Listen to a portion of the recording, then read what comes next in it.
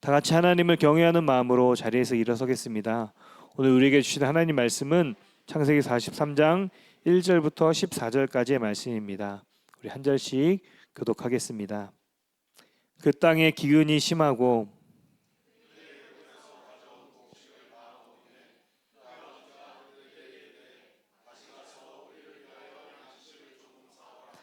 유다가 아버지에게 말하여 이르되 그 사람이 우리에게 엄히 경고하여 이르되 너희 아우가 너희와 함께 오지 아니하면 너희가 내 얼굴을 보지 못하리라 하였으니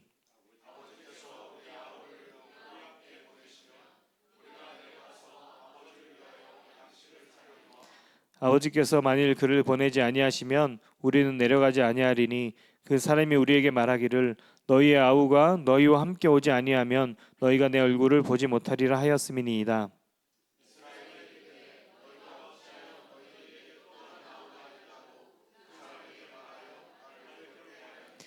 그들이 이르되 그 사람이 우리와 우리의 친족에 대하여 자세히 질문하여 이르기를 너희 아버지가 아직 살아계시느냐 너희에게 아우가 있느냐 하기로 그 묻는 말에 따라 그에게 대답한 것이니 그가 너희의 아우를 데리고 내려오라 할 줄을 우리가 어찌 알았으리이까.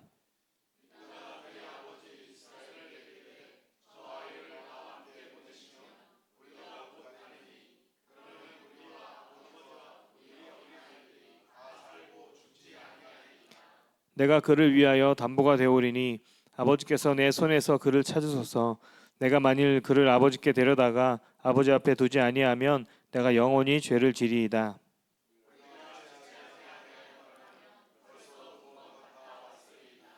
그들의 아버지 이스라엘이 그들에게 이르되 그러할진대 이렇게 하라.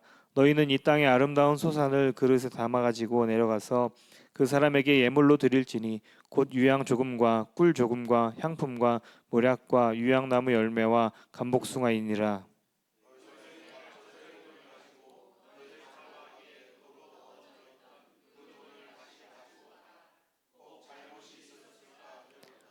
내 아우도 데리고 떠나 다시 그 사람에게로 가라. 전능하신 하나님께서 그 사람 앞에서 너희에게 은혜를 베푸사 그 사람으로 너희 다른 형제와 베냐민을 돌려보내게 하시기를 원하노라. 내가 자식을 잃게 되면 이르리로다. 아멘. 하나님의 말씀입니다. 여러분 기도해 주셔서 지난주에 성지순례 너무 잘 다녀왔습니다. 참 은혜 가운데 참 다녀왔습니다. 매번 성지순례의 길을 걸으면서 참 기도받고 있는 목회자가 얼마나 행복한가 하는 것들을 느끼고 참 너무 감사함으로 이렇게 다녀오게 됐습니다. 너무 기도해 주셔서 너무나 감사하고 그러면서 이게 우리 교우들과 함께 이제 와야 되겠다 생각을 가졌습니다. 우리 이번에는 성남 지방의 목회자들과 함께 가는 성지순례 일정이었는데 우리 트리키에 우리 신용현 선교사님과 또 우리 양승현 선교사님 계신데 그러시더라고요. 2년 후에 꼭 오세요. 이제 여기 성지순례 과정을 꼭 오세요. 이렇게 얘기하셨는데 진짜 우리가 2년 후가 되면 우리 성도들과 함께 지금부터 개보어서 같이 갔으면 좋겠다 생각이 듭니다. 1차 선교 여행지가 트리키에라면 그리스는 2차 선교 여행지가 되는데 이번에 저는 2차 선교 여행지인 이 그리스와 로마 지역을 중심으로 이렇게 다녀왔습니다. 바울 사도가 걸었던 그 걸음을 밟으면서 참 놀랍더라고요. 한 사람이 어떻게 그 먼 거리를, 그 험난한 거리를 그 당시에 그렇게 걸어서 그 거리를 그것도 가는 도시마다 복음을 전하면서 다닌 이 바울의 여정을 보면서 참 놀랍다. 그리고 그 한 사람의 그 순종하는 걸음으로 인해 가지고 그 유럽 땅에서 교회가 세워지고 그 강력한 로마가 기독교 국가가 되어지고 이렇게 나가는 이 상황을 보면서 야, 참 어떻게 이런 일이 일어날 수 있을까 하는 그런 감탄을 하면서 사실은 그 성지순례길을 밟게 됐습니다. 이번에는 그리스 지역이죠. 마게도니아에서 우리를 와서 도우라 하는 사도 바울의 음성을 듣고 마게도니아 사람들의 음성을 듣고 사도 바울이 전도 여행을 떠나죠.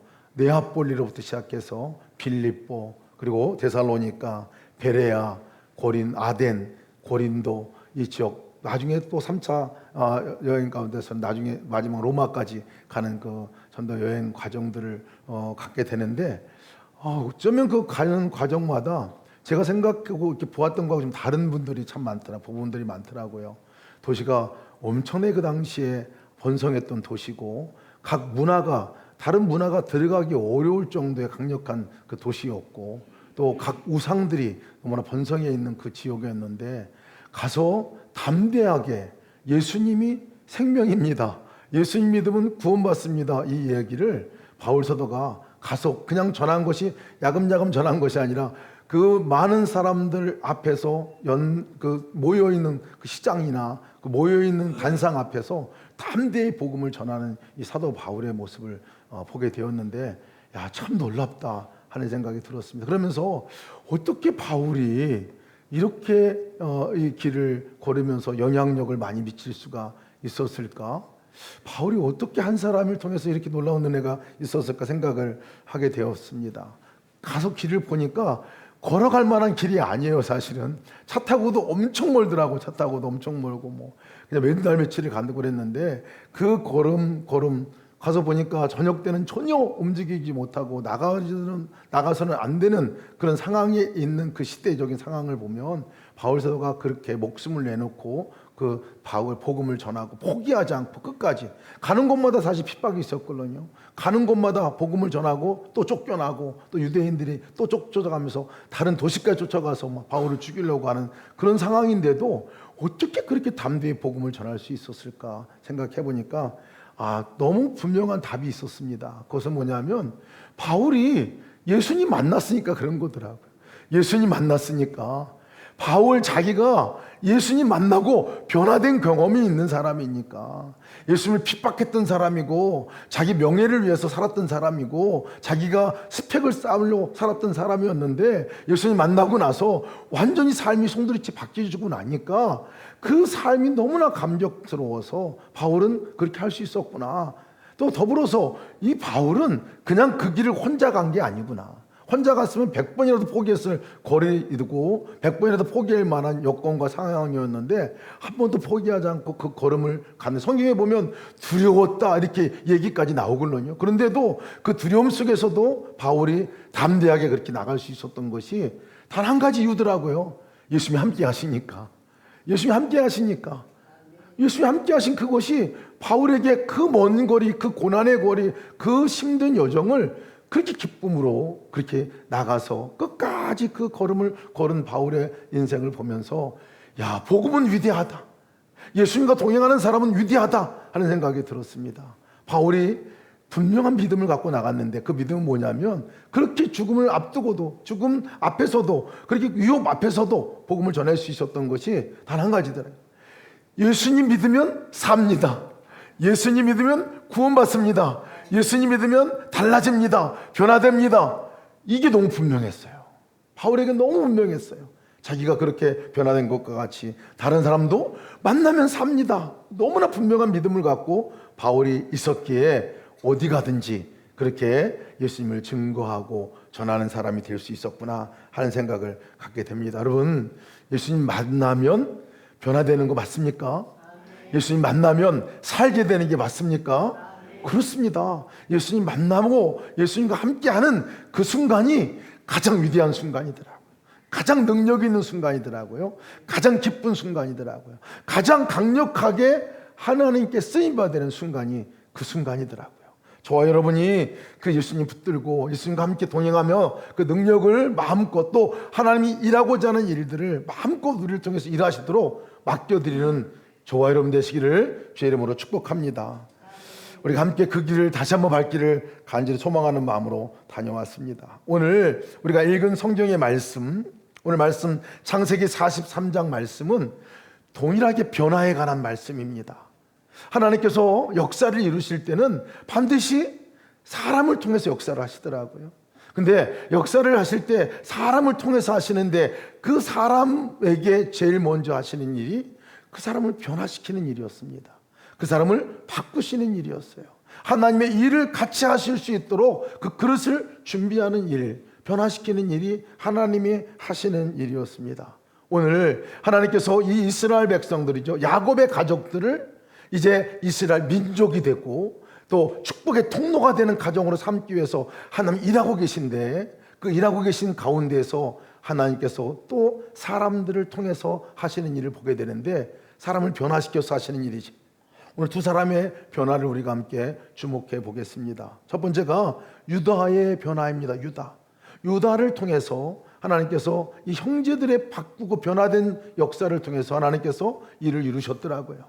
하나님이 이 민족을 이루시고 축복의 통로가 되기 위해서는 뭔가 변화되는 그 바뀜의 역사가 분명히 있었습니다.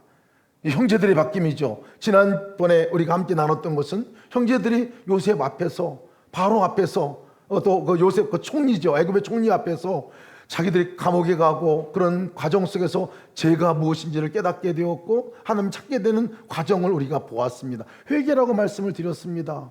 그 시작이 그 시점이었다면 오늘은 더 깊은 회개의 자리로 이끌어가는 것들을 보게 되는데요, 그게 대표적인 게 유다의 변화입니다. 유다가 정말 바뀔 수 있을까? 형제들이 바뀔 수 있을까라는 질문과 동일합니다. 바뀔 수 있을까? 변화될 수 없는 사람처럼 보입니다. 사실은 22년 전에 이 일을 보면 이 유다를 비롯한 이 10 형제들이 요셉을 죽이려고 했습니다. 완전히 죽인 거나 마찬가지예요. 물 없는 구덩이에 있다가 던져 넣었습니다. 그때 유다가 나서서 얘를 팔아서 우리가 바꿔서 돈과 바꾸자 얘기를 한 거죠. 요셉을 팝니다. 요셉의 생명을 20세겔에 넘겨주는 일, 이것이 22년 전에 일어났던 일입니다. 마치 동생을 물건과 같이 팔아버린 일, 이것이 유다가 앞서서 했던 일 가운데 하나죠. 사람이 그냥 물물 교환하는 가치 정도로밖에 사실 여겨지지 않았던 거죠. 그냥 사람을 존귀히 여기는 일말의 생각도 없었습니다. 물론 나중에 그것 때문에 큰 회개를 하지요. 우리가 아우에게 일로 말미암아 범죄하였도다. 우리가 애걸할 때, 그가 애결할 때 우리가 그 괴로움을 보고도 듣지 아니했다, 이렇게 얘기했습니다. 괴로움을 보고도 듣지 않았습니다. 그 유다의 고통스러운 그 상황, 요셉이 그 상황 가운데 있으면서도 그것을 보고도 눈도 끔찍하지 않았던 형제들이었습니다. 팔아버렸던 형제였죠. 그것이 중심에 유다가 있었습니다. 그것이 유다 형편이었어요. 유다를 보면 우리 38장에 함께 말씀을 나눴었죠. 며느리 다말과의 이야기가 나왔습니다. 보면은 어떻게 그 사람이 그럴 수 있을까? 하나님 예수님이 족보에 나오는 그 사람인데 어떻게 그럴 수 있을까? 며느리 다말이 임신한 것을 보고 처형하려고 하다가 그것이 자기의 이중성 만천에 드러나는 것들이 드러났던 일 우리가 보았지 않습니까? 그러니까 유다의 삶을 보면 하나님이 떠난 사람이 다른 사람들이 가서 그냥 정말 하나님 믿지 않는 사람은 더 못한 삶을 살았던 그 유다의 모습들도 우리가 성경에서 보았거든요. 그런 유다였습니다. 근데 오늘 삶을 보면요, 유다가 완전히 달라진 사람으로 나옵니다. 유다가 완전히 다른 사람으로 나옵니다. 그래서 어느 정도 달라졌냐면 마치 유다의 모습을 예수님의 모형과 같다라고 얘기할 정도로 유다가 오늘 얘기를 하는 이 모습으로 바뀌어집니다. 이제 기근을 이제 피해서 물건을 이제 곡식을 사와서 이제 돌아옵니다. 돌아와서 이제 함께 살다가 곡식이 떨어질 때가 되고 기근이 더 심각하게 되어질 때 유다가 이제 아버지에게 또 얘기합니다. 우리가 빨리 가서 시몬도 데리고 와야 되고 빨리 가서 물건을 더 사와야 된다고 그래 우리가 삽니다, 이렇게 얘기를 하는데 야곱이 승낙을 하지 않습니다. 베냐민을 데려가야 하는 조건이었기 때문에 승낙을 하지 않습니다. 그때 유다가 한 얘기입니다. 유다가 이렇게 얘기합니다. 창세기 43장 9절 말씀에 내가 그를 위하여 담보가 되오리니 아버지께서 그를 내 손에서 물으소서. 내가 만일 그를 아버지께 데려다가 아버지 앞에 두지 아니하면 내가 영원히 죄를 지으리이다. 담보가 되겠다고 말합니다. 자기가 무슨 말입니까? 담보라는 말은 아라브라는 히브리어 얘기인데 보증하다, 책임지다, 내가 내 자신을 걸다, 뭐 이런 뜻이거든요. 그 생명과 동일한 가치로 내가 맞바꾸다, 뭐 이런 의미가 담보라는 의미입니다. 베냐민을 이제 아버지가 보내려고 하지 않자 이제 베냐민을 보내달라고 얘기를 합니다.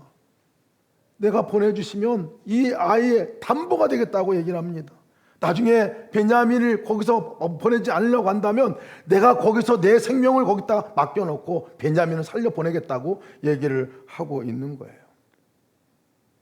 자기의 목숨을 걸고 지금 이 베냐민을 책임지겠다고 얘기를 하고 있는 거예요. 살려 보내겠다고 얘기를 하고 있는 거예요. 베냐민을 이제 그곳에 데려가면 내가 담보가 되어서 베냐민뿐만 아니라 우리 가족에게 담보가 되겠다는 얘기입니다. 그 얘기를 지금 하고 있는 것이 이 유다의 얘기입니다. 22년 전은 요셉을 팔았던 사람입니다. 자기 형제를 팔았던 사람이에요. 돈과 맞바꿨던 사람이에요. 근데 지금은 자기 생명과 베냐민을 맞바꾸겠다고 지금 하고 있는 거예요. 바뀌어도 너무나 많은 큰 변화가 있게 되었죠. 그럼 이 고백이 사실 엄청나게 중요한 고백 아닙니까?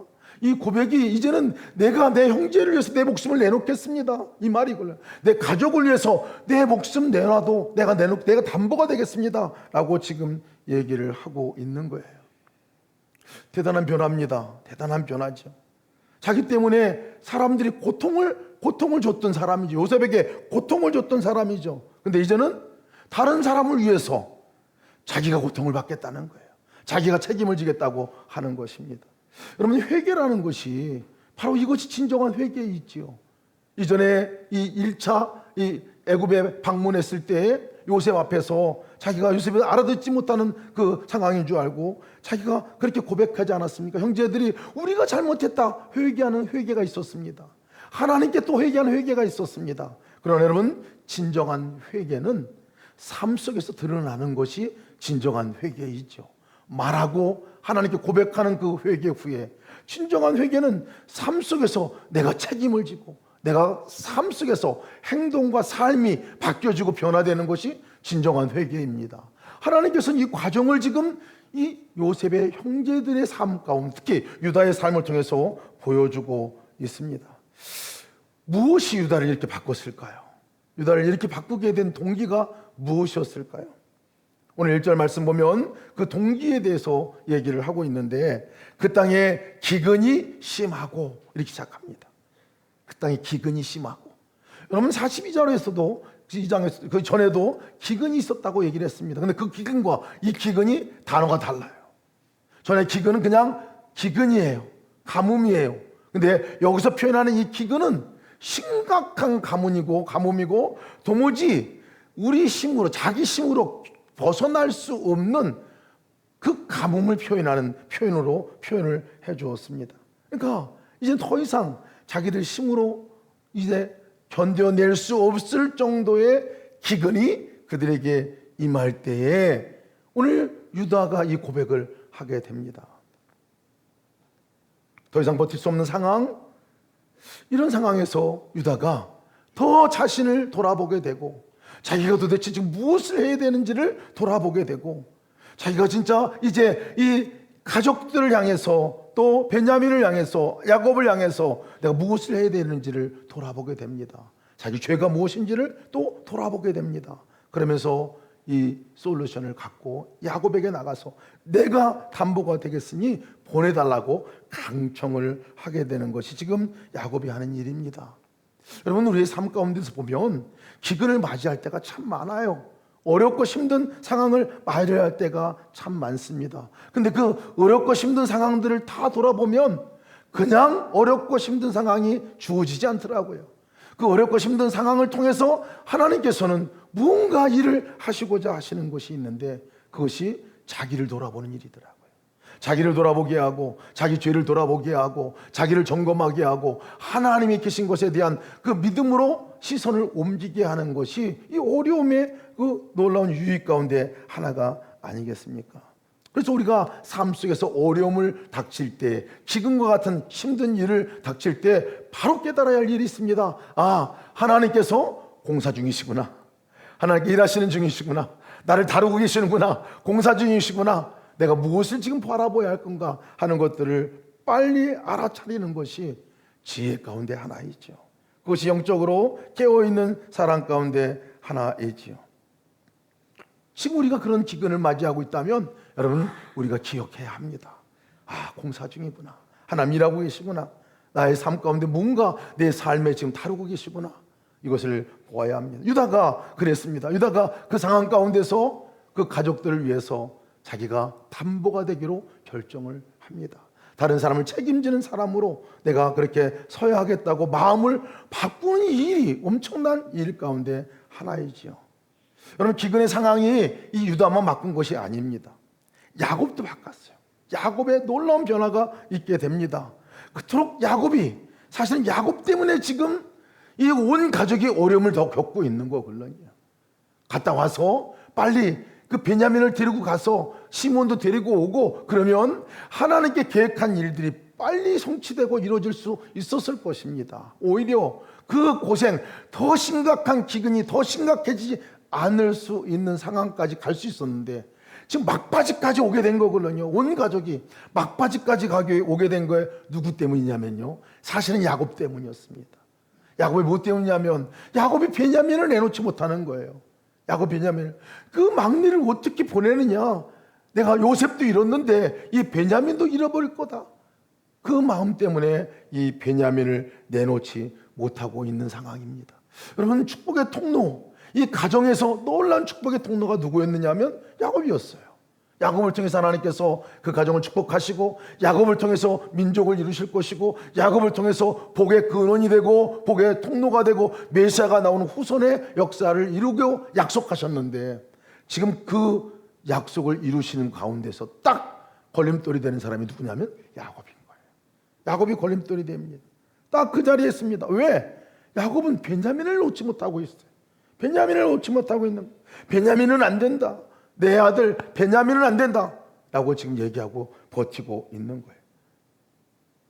어떻게 보면 야곱의 마지막 남은 하나의 소망일 수도 있습니다. 붙들고 있는 자기의 마지막 끈일 수도 있을지 모르겠어요. 안 된다고 얘기하고 있는 거예요. 우리 삶도 바라보면 때로는 이런 베냐민과 같이 놓지를 못하고 그냥 끝까지 붙들고 있는 것 때문에 하나님께서 나를 통해서 역사하시고 나를 통해서 은혜를 흘려보내는 역사가 있으셔야 할 때 막힘의 통로가 될 때가 있다는 것, 우리가 기억해야 합니다. 하나님보다 더 붙들고 있는 것이나 막히지 못하는 것이나 이것만 안 돼 하고 내가 하려고 끝까지 붙들고 있는 것, 때로는 그것이 자녀일 수도 있습니다. 때로는 물질일 수도 있습니다. 내 미래에 대한 계획일 수도 있습니다. 체면과 자존심일 수도 있습니다. 근데 오늘 성경 말씀을 보니까요, 그거 놓지 않으면 하나님이 역사하시는 그 또 다른 역사를 받을 수가 없는 거죠. 받을 수가 없는 거예요. 베냐민을 보내지 않으면 기근은 계속될 수밖에 없는 상황이 되어집니다. 근데 이 야곱에게 그 기근이 오히려 이제 깨달음의 순간이 되어져. 야곱도 포기합니다. 14절에 말씀합니다. 전능하신 하나님께서 그 사람 앞에서 너에게 은혜를 베푸사 그가 너희 다른 형제와 베냐민을 돌려보내게 하시기를 원하노라. 내가 자식을 잃게 되면 이르리로다 라고 이렇게 얘기합니다. 내가 자식을 잃으면 잃게 되리로다. 야곱의 항복입니다. 야곱의 항복이에요. 베냐민을 내놓는 야곱의 항복 선언과 같습니다. 잃게 되더라도 내가 내놓겠다는 거예요. 근데 여러분, 그 앞에 야곱의 고백을 우리가 주목해 보아야 합니다. 단순한 포기가 아닙니다. 단순한 그냥 내어줌이 아닙니다. 이 내어줌 앞에는 야곱의 하나님을 향한 신뢰의 고백이 있습니다. 전능하신 하나님께서 그 사람 앞에서 너에게 은혜를 베푸사, 하나님이 일하실 것에 대한 야곱의 고백이 있습니다. 붙들고 있을 때는 하나님이 일하신 것에 대한 부분들에 대한 고백이 없었습니다. 그러나 이제 베냐민을 놓고 나니까 그 베냐민을 지켜주시고 인도하실 하나님, 그분 외에는 의지할 분이 없다는 것을 야곱이 지금 고백하고 있는 거예요. 내가 붙들어도 내가 지킬 수 있는 영역이 아닌 것을 알게 됩니다. 내놓고 나니까 하나님께서 이 아이를 지켜주시고 이 아이를 보호하시고 이 아이를 인도해 주실 것에 대한 고백을 먼저 합니다. 여러분, 야곱에게 있어서도 고난이 어느 때든지 그랬습니다. 야곱에게 매번의 고난은 그냥 고난으로 끝나지 않았습니다. 그 고난이 야곱을 변화시켰습니다. 야곱을 하나님을 향한 시선을 돌리게 했습니다. 하나님을 향한 믿음의 고백을 하게 했습니다. 그리고 야곱을 통해서 축복의 통로가 되어지는 은혜가 계속 있었습니다. 어찌 보면 이것이 야곱의 인생 가운데 마지막으로 야곱이 내놓는 순간이라 할 수 있습니다. 고난을 통해서, 기근을 통해서 이제 하나님께 분명한 시선을 다시 옮기게 됩니다. 옮기게 되죠. 근데 오늘 본문의 말씀을 읽다 보면 아주 좀 특별한 단어가 나옵니다. 이름이 나옵니다. 43장에서는 야곱이라는 이름이 등장하지 않아요. 근데 야곱이라는 이름, 바뀌어진 이름, 이스라엘이라는 이름이 등장합니다. 이스라엘 이름이 등장해요. 야곱이라고 부르지 않고 여기 43장에 와서는 이스라엘 이름이 등장합니다. 11절, 그들의 아버지 이스라엘이 그들에게 이르되, 그들의 아버지 이스라엘이 그들에게 이르되. 여러분, 성경에서 이름을 특별하게 표현할 때는 의도가 있습니다. 그 전에 야곱 이름으로 쓸 때와 이스라엘이라는 이름으로 쓸 때는 달라요. 같은 사람이지만 다릅니다. 야곱이라는 이름은 발꿈치를 잡는 사람, 속이는 사람, 이런 의미가 있다 그랬잖아요. 자기 힘으로, 자기 꾀로 모든 것을 붙들려고 자기 생각과 자기 판단과 자기 이익을 위해서 살아가는 사람을 표현할 때 야곱이라고 썼습니다. 근데 이스라엘의 이름이 뜻이 바뀌었잖아요. 겨루어서, 하나님과 겨루어서 이겼다라는 뜻이기도 하지만 본질적인 뜻은 하나님 없이는 살 수 없는 사람이 됐다, 이런 말이거든요. 하나님 앞에서 항복한 사람, 하나님께 맡기고 살아가는 사람, 그 의미로 쓸 때 이스라엘이라고 이름을 씁니다. 그러니 오늘 야곱이 이스라엘이라는 이름을 지금 성경 저자가 굳이 쓴 이유는 야곱이 바뀐 거예요. 이거 야곱의 이름으로 살아가는 야곱이 아니라 이제는 이스라엘의 이름으로 살아가는 삶의 방식으로 옮겨갔다는 거예요. 하나님을 신뢰하게 되고 내가 붙들고 있는 것을 내려놓고 하나님께서 하시고자 하는 그 일에 자기를 맡기는 삶으로 지금 바뀌어져 가고 있는 거예요. 하나님의 역사는 그럴 때 일어나더라고요. 여러분, 순종이라는 말과 예수님을 따른다라는 말과 동행한다는 말, 여러분 다 같은 말입니다. 다 같은 말이걸요. 하나님을 믿는다라는 말도 같은 말입니다. 그 말은 뭡니까? 따라간다. 믿는다는 것은요, 하나님 믿는 거죠. 신뢰하는 거죠. 따라간다고 하는 것은, 하나님을 따라간다고 하는 것은 또 다른 길을 내려놓는 것을 말합니다. 내가 가고자 하는, 내가 붙들고 있는 그것들을 놓고 하나님께서 이끄는 길로 가는 것, 따라가는 것, 이게 따라간다고 말하는 거지요. 순종이라고 말하는 것은 하나님이 이끌고자 하는 그 걸음, 말씀하실 때 내가 한 걸음을 따라가는 것은 또 다른 것들을 내려놓는 것을 말합니다.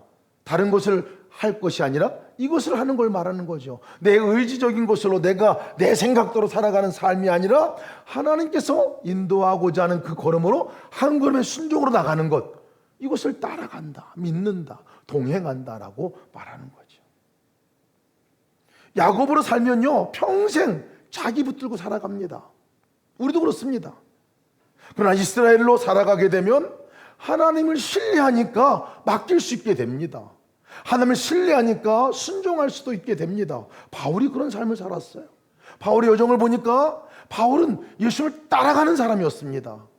예수님 뭐로 나 따라오세요, 이게 아니었고 언제든지 예수님 앞에 가면 따라가는 사람이었습니다. 말씀하시면 따라가는 삶이었습니다. 자기 고집, 그거 끝까지 고집하고 안 돼요 하지 않고 따라가는 사람이었습니다. 이것이 이스라엘의 삶이죠. 이거 순종의 삶이죠. 하나님의 역사는 언제 일어납니까? 그때 일어납니다. 하나님 우리를 통해서 일하시는 때가 어느 때입니까? 그때예요. 순종할 때입니다.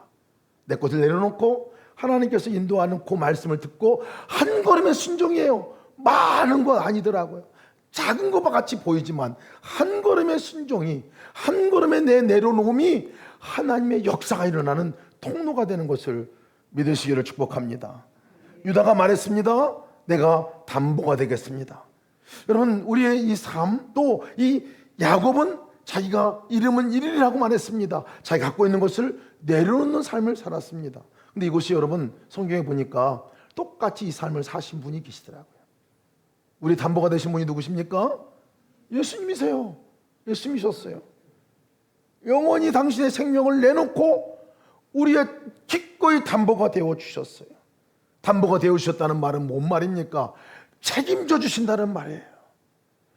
올해를 주님께서 우리 인생을 책임져 주시고 생명을 내놓아 바꿀 정도로 그 나를 건져내 주시고 그 삶을 끝까지 책임져 주시는 그 삶을 우리는 이미 경험했습니다. 예수님으로부터 경험을 했죠. 이와 같이 예수는 더 좋은 언약의 보증이 되셨도다 이렇게 얘기합니다. 언약의 보증이 되셨다고 얘기를 하고 있어요. 나에게 보증이 되시는 분, 나에게 담보가 되시는 분, 그분이 우리 예수님이시잖아요. 우리는 이미 그 은혜를 경험한 사람들입니다. 십자가가 무엇입니까? 십자가는 바로 예수님이 우리를 위해서 담보가 되었다는 증거입니다. 여기 십자가 있죠? 이거 제가 십자가를 오늘 이렇게 메고 왔는데, 메고 왔는 게 아니라 걸고 왔는데, 예. 여러분 이 십자가를 여러분께 다 하나씩 드리려고 합니다. 이번에 성지순례길에 제가 만난 의미 있는 십자가입니다. 아시스의 프란체스코 스톤에 방문을 하게 됐는데 그곳에 갔더니 이 십자가를 거기 계신 분들이 걸고 다니더라고요. 의미가 뭐냐 했더니요, 이 십자가는 나 예수님 믿는 사람입니다, 이 표시로 하고 다닌 거예요. 나 회개한 사람입니다, 나 세상과 구별되어 살아가는 사람입니다, 이것이 내가 예수 믿는 증표입니다.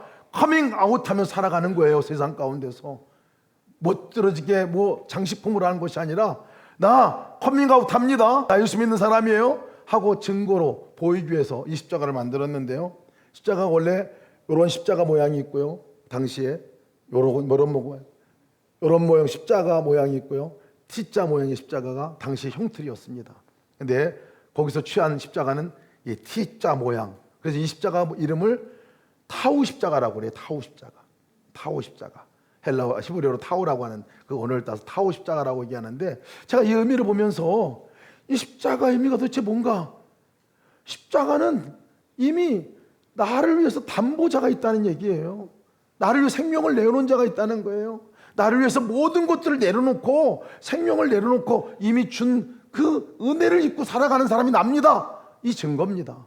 나는 나를 담보가 되주신 예수님이 계신 보증이 되시는 그분이 있는 삶을 살아가는 사람입니다. 이 얘기걸로요.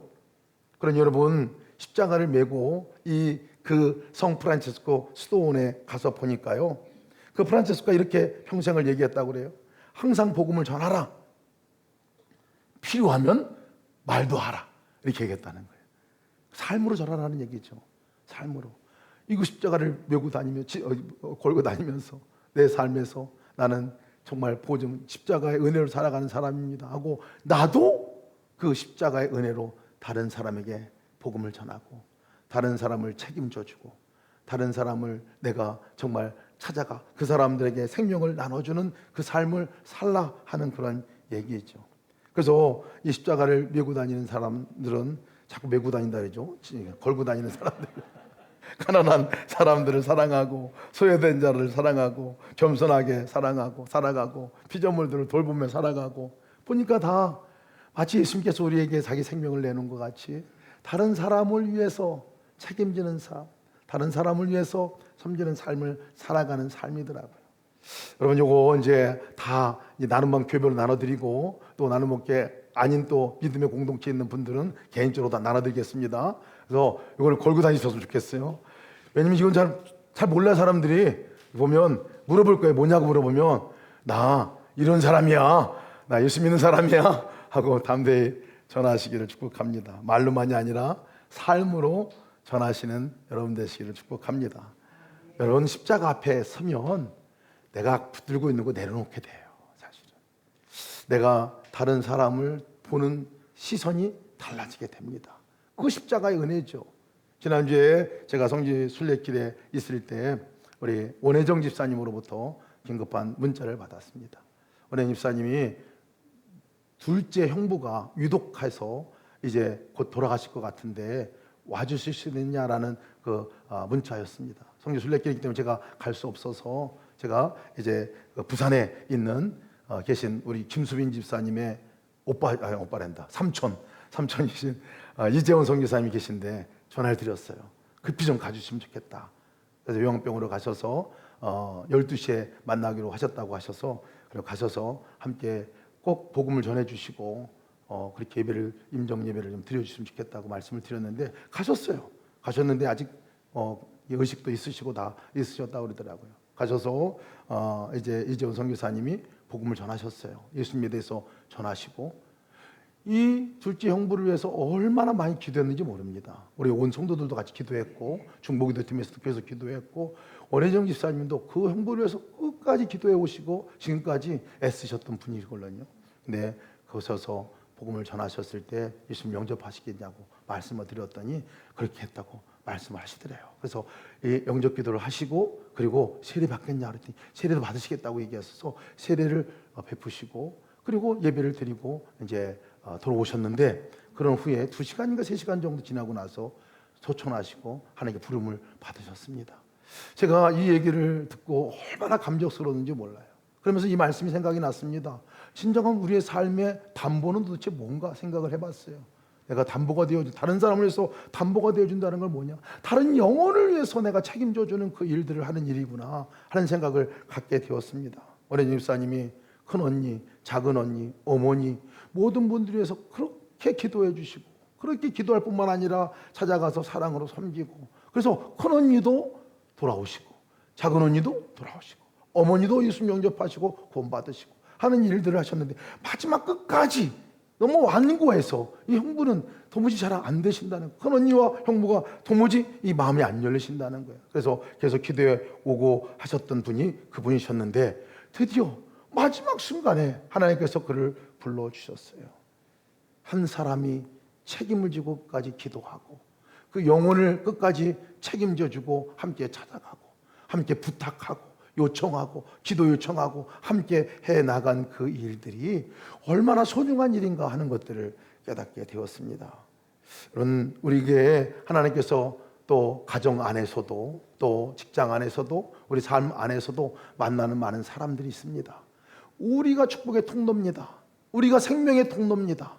우리를 통해서 하나님께서는 생명을 전하실 뿐만 아니라 우리를 통해서 하나님께서 그 가정을 축복해 주시고 또 직장을 축복해 주시고 삶을 축복해 주시는 역사가 있게 될 것입니다. 근데 그 일들을 하기 전에 축복의 통로인 우리를 하나님께 변화시키시죠. 유다와 같이 우리의 마음을 변화시켜 주시고 야곱과 같이 우리의 삶 가운데 내려놓을 것을 내려놓게 하시고 하나님을 온전히 신뢰함으로 나아가는 그 삶으로 이끌어 나가실 것입니다. 그럼 그 변화 삶 가운데 기꺼이 서 있기를 주의 이름으로 축복합니다. 우리를 통해서 하나님께서는 여러분 가정, 여러분 한 사람 한 사람을 통해서 놀라운 변화 역사를 일으키실 겁니다. 직장도 여러분 삶에 있는 자리도 그럴 겁니다. 우리가 그냥 보통 사람이 아니에요. 우리를 통해서 그 일들이 이루어질 것을 믿고 나가시는 여러분 되실 주의 이름으로 축복합니다.